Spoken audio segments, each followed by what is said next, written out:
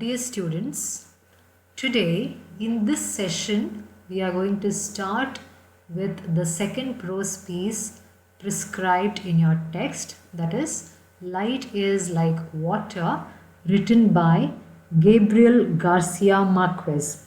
To begin with, we are going to start with the introduction to the author, because understanding the writer becomes very important to understand the literary piece written by the author. Now we'll start with the introduction to the author. He was born on March 6, 1927 in Colombia, and he died in the month of April 17th, 2014. He was a son of Gabriel Eligio Garcia and Luisa Santiago Marquez. Since the parents were very poor, he was raised by his maternal grandparents. Now, Gabriel Garcia Marquez is a Colombian novelist, short story and screenplay writer, and also a journalist.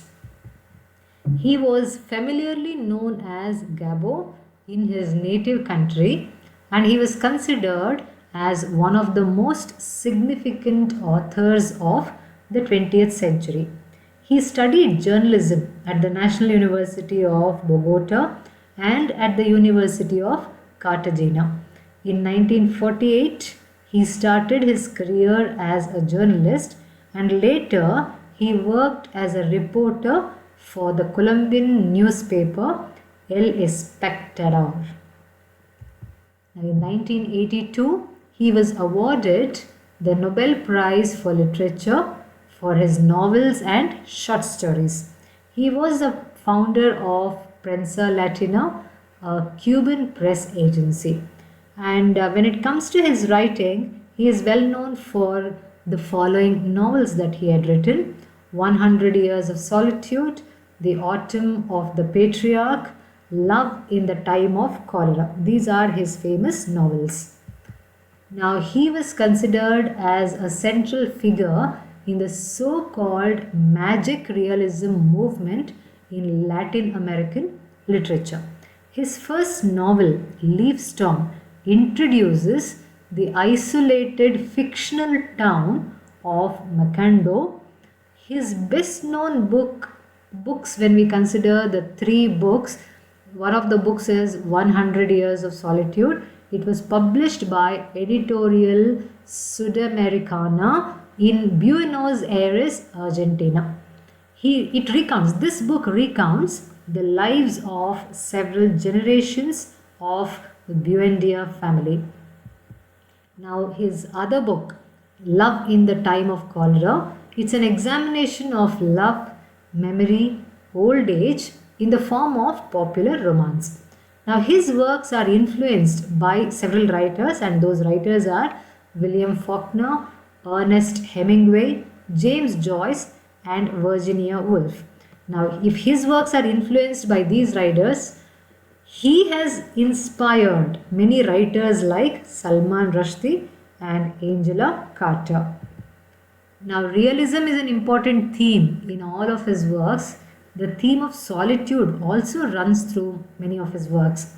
Another important aspect of his works is that it's the setting of the village, which he calls Macondo. It's an imaginary town that he mentions in most of his works. In his autobiography, he explains his fascination with the word and concept Macondo. Now, when it comes to magic realism is one of his greatest contributions.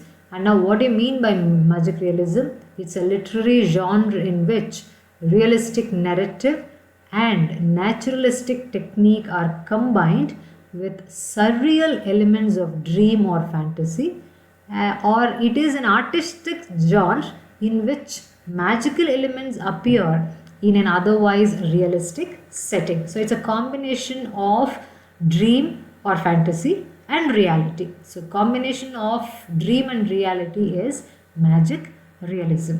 The term was initially used by German art critic Franz Roh to describe painting which demonstrated another possibility of reality, an altered reality. Now the term has been attributed to the Cuban writer Alejo Carpentier, who first applied it to Latin American fiction in 1949. Now magic realism has been popularized by Latin American authors as a literary form, and it has come to be a global phenomenon in world literature. Now this magical realist doesn't create imaginary worlds in which he can hide from everyday reality. It is the normal and logical incorporation of supernatural or magical events in our daily reality. Now we can see all these elements in this particular prose piece. Light is like water. Magic realism is very clearly projected. So it becomes important for us to understand the concept of magic reality. It is the combination of fantasy and reality. I think if this concept is understood in a simple way, combination of fantasy and reality is magic realism. So that's what we are going to see in this prose piece. Now the works of magical realism mingle realistic portrayals of ordinary events and characters with elements of fantasy and myth, creating a rich world that is at once familiar and dreamlike.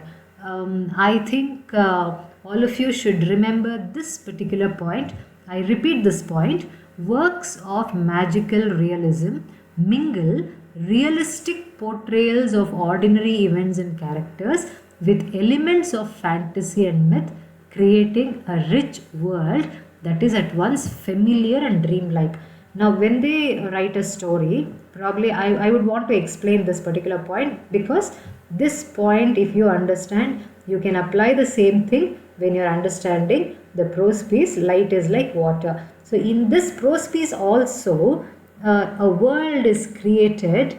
In that world, the characters and the events look very ordinary, but the elements of fantasy are added in such a way that there is another imaginary world within the narration. The characters and events are very ordinary, but along with that, there is another imaginary world which is created. So this happens in the magical realism. They mix the realistic portrayals and fantasy elements. This is called magical realism. Now more than anything else, magical realism is an attitude towards reality that can be expressed in popular or cultural forms, in elaborated or rustic styles, in closed or open structures. Now these are the few novels which are written by Gabriel Garcia Marquez. In Evil Hour, 100 Years of Solitude, The Autumn of the Patriarch, Love in the Time of Cholera, The General in His Labyrinth, Of Love and Other Demons, Leaf Storm, No One Writes to the Colonel, Chronicle of a Death Foretold. These are a few novels written by the author, and a few short story collections you can see here. Memories of My Melancholy Wars, Innocent Erindira and Other Stories, and collected stories you can find in another volume. Strange Pilgrims in another volume. Now the non-fiction that he has written, The Story of a Shipwrecked Sailor, The Solitude of Latin America, News of a Kidnapping, A Country for Children. These are the non-fiction. Now when we look at the background of the author, it becomes easier for us to understand the prose piece or the story which is written by the author. Now in the next session, we are going to deal with the analysis of the prose piece or the short story which is written by Gabriel Garcia Marquez, that is Light is Like Water. So I hope this introduction to the author will help us in understanding the story better. Thank you very much.